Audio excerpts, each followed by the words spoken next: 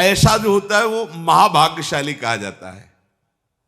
ये चार बातें जिसके जीवन में आ जाए तो हृदय आनंद से भर जाए और नाचने का मन करे। ये चार बातें, और ये चार बातें उसी के जीवन में आती है जिस पर भगवान की विशेष कृपा होती है।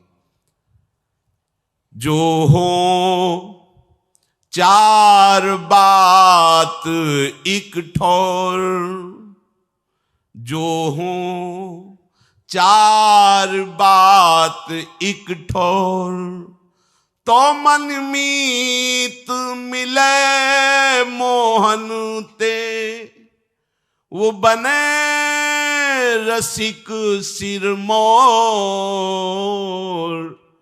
जो हो चार बात एक ठोर, एक ब्रज जन्म दूजो मानुष तन, विद्या ज्ञान प्रकाश, पूर्वले की लागी लाल सो, ही भक्ति आभास।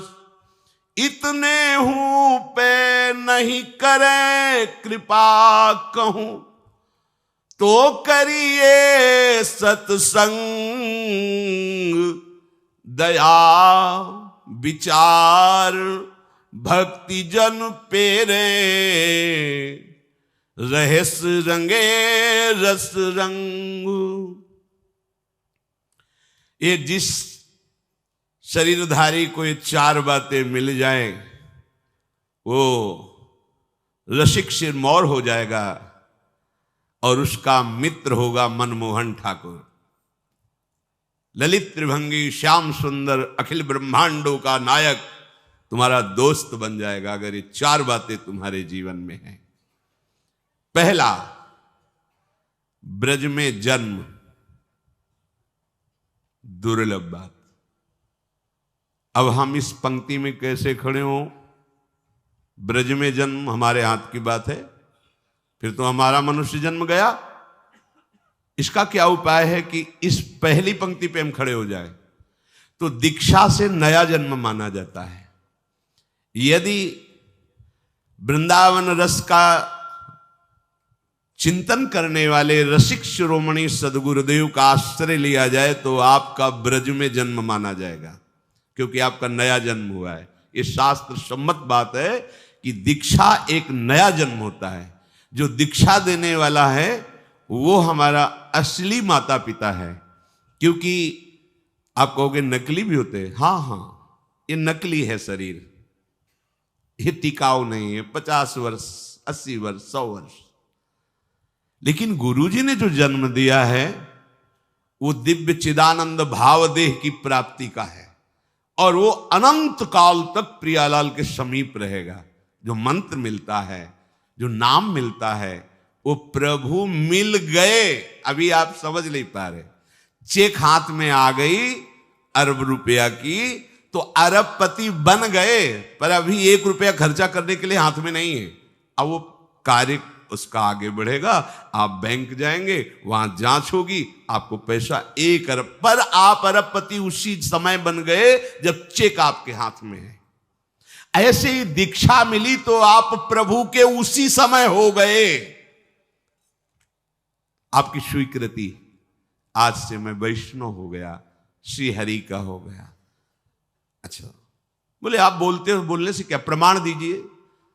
नागरीदास जी परम सिद्ध संत रस में, जो ये रस का सार भजन शिरोमणि स्वरूप है, नित्य विहार रस के सिद्ध रसिक कह रहे, श्री हरिवंश शरण जे आए, श्री वृषभानु कुंवरी नंद नंदन, निज कर अपनी चिट्ठी चढ़ाए।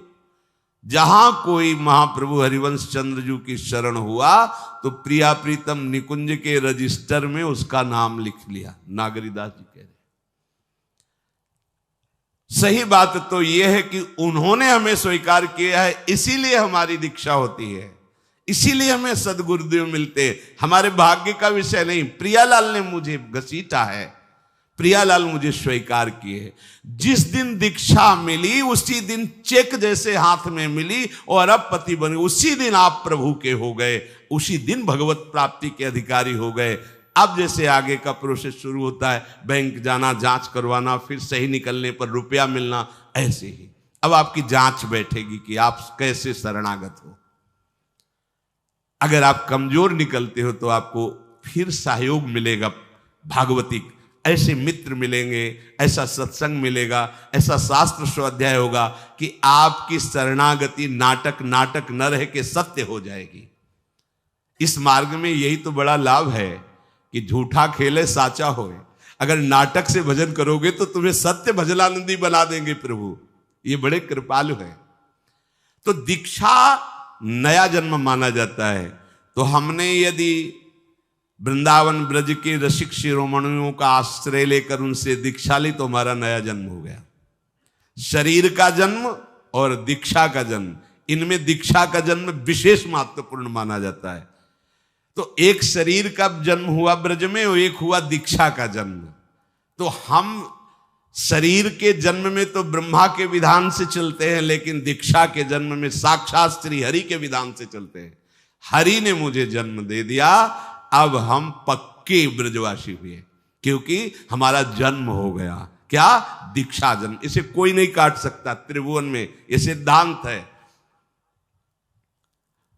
अच्छा, ब्रज में सुअर, कुत्ता, कीट पतंग के रूप में जन्मे, अहोभाग्य, महापुरुषों ने मांगा है।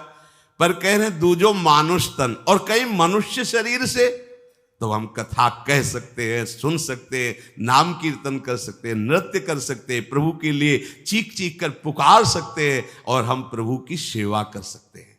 लेकिन हम पशु पक्षी बने तो हम श्री जी की सेवा नहीं कर पाएंगे, हम प्रभु का यश नहीं गा पाएंगे, हमारी भाषा पशुवत रहेगी।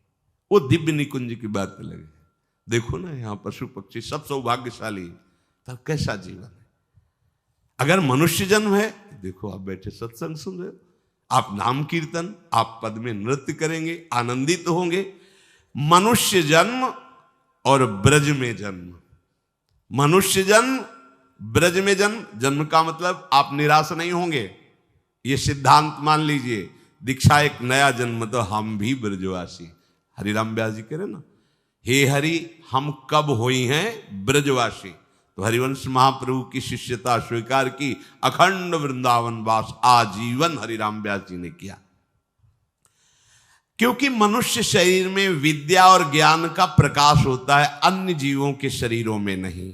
इसलिए मनुष्य जन्म और ब्रज में जन्म, और इसके बाद तीसरी बात कह रहे हैं, हरि मिलन की लालसा, भगवत प्राप्ति का उद्देश्य।